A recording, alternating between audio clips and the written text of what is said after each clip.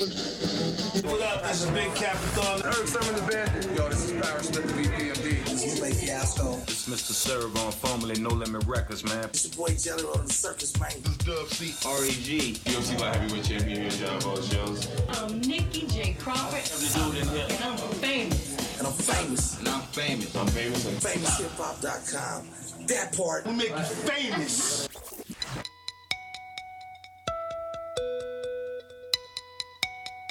Ohio, stand up.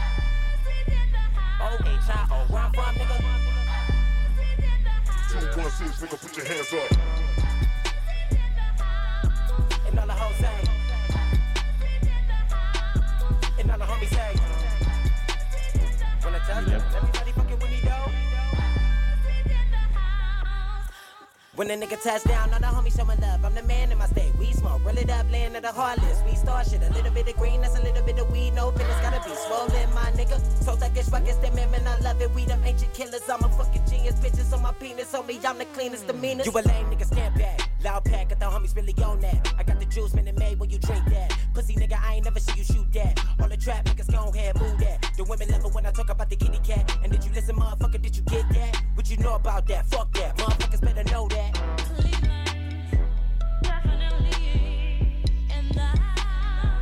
Fuck that, motherfuckers better know that. Cleveland's definitely in the house. Fuck that, motherfuckers better know that, know that.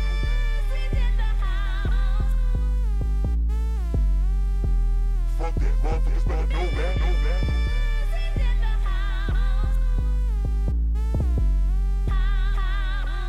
A little bit of green, that's a little bit of weed. No business, gotta be swollen, my nigga. We them ancient killers. My nigga, my nigga. We them ancient killers.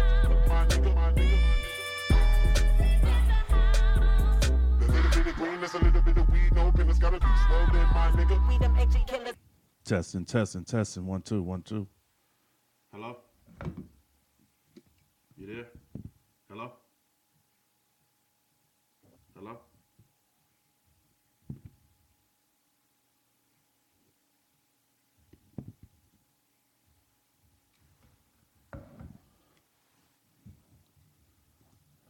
FamousHipHopRadio.com. It's your boy, Uncle Frank, and I'm in the building. We got a special interview coming up right now, man.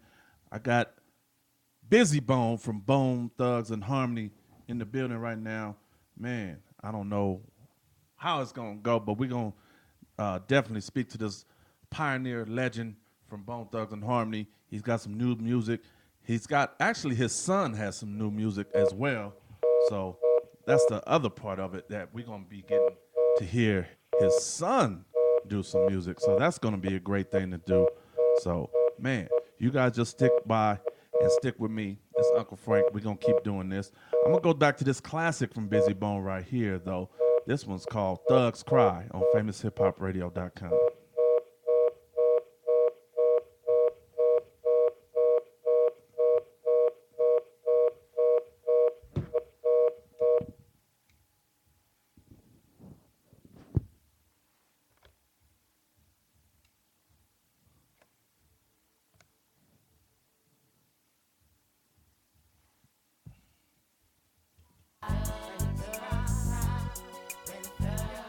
Nigga, we rap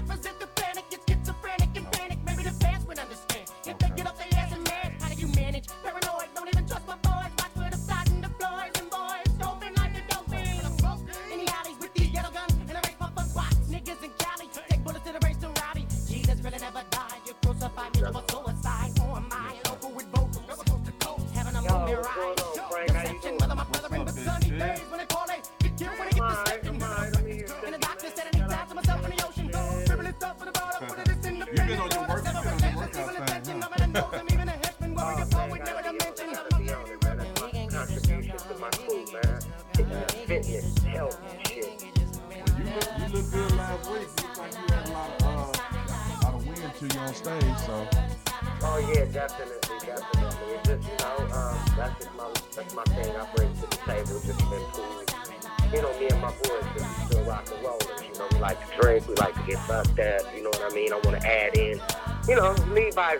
You can't tell you can't really talk to your homeboy. You just gotta like show. They're like, okay, that nigga in the gym. I'm finna get in the gym too, nigga. Exactly. That's how we move. That's just how we move. I already know. Well, I know you probably don't know this because you got a lot of people following you. But I recently, before you guys even came out here, I just happened to be following you on Facebook, and I check out some of your lives sometime, and you be cooking, you be talking about your exercising and getting in health like you just said. So that's pretty cool, man. So. Yeah, that's social media is a good way for these people to like just see what you are just as a person. Right. It's always been in the hip hop industry. It's always been keeping it real. Right. That's always been on the forefront of rap music. Right. Keeping it real. Right. That's something that Tupac and Biggie brought in. And so on. But anyway, we'll get into all of that. You ready to do this interview? Let's get cracking.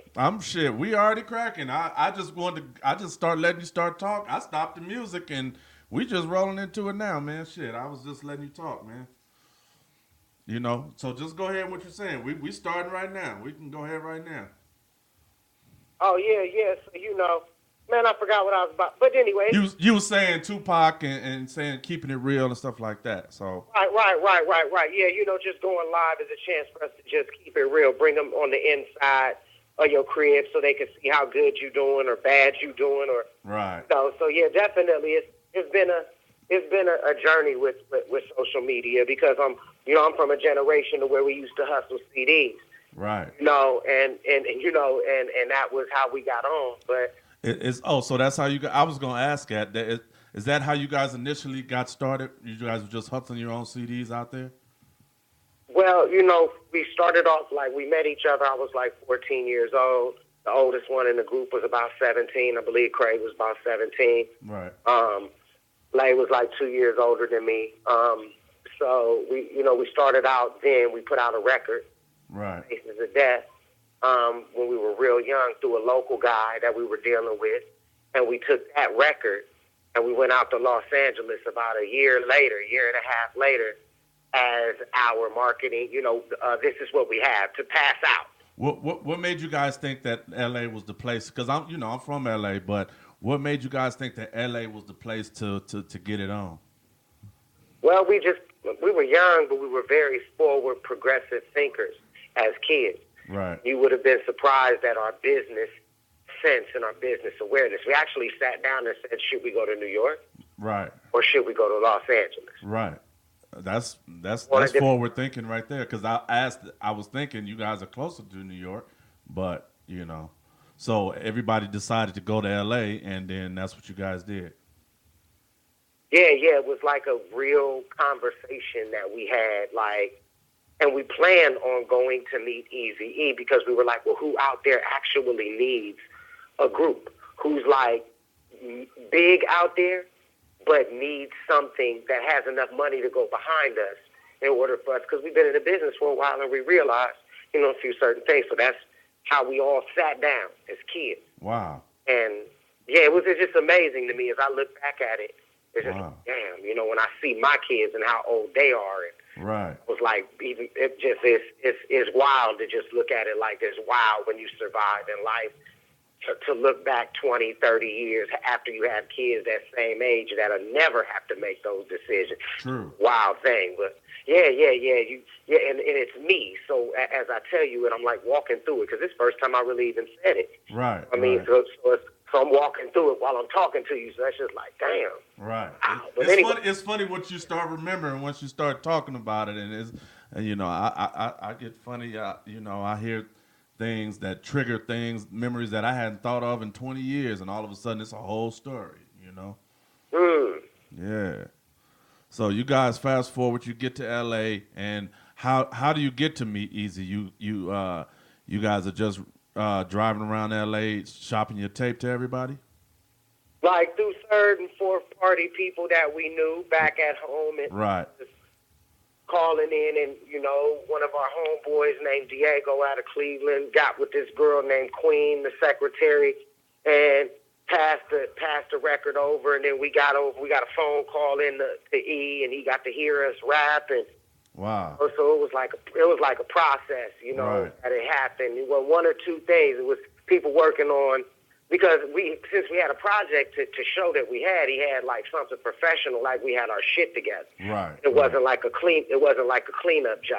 Right. You know what I'm saying? It was like, okay, these boys, these guys are a group. I don't have to do anything except put them out there on record, and just put them out there and put them in my, my respectful avenues that I have. Right. Blow up. You know what I mean? So, it kind of happened like that, and it happened so fast. We got 2 years with Easy before he passed away. You know what I mean? That movie was so deep for me. Right, right. Years with him, day in and day out. We was with him for 2 years. And when he came back from New York, yeah, that's when the last time that we seen him alive.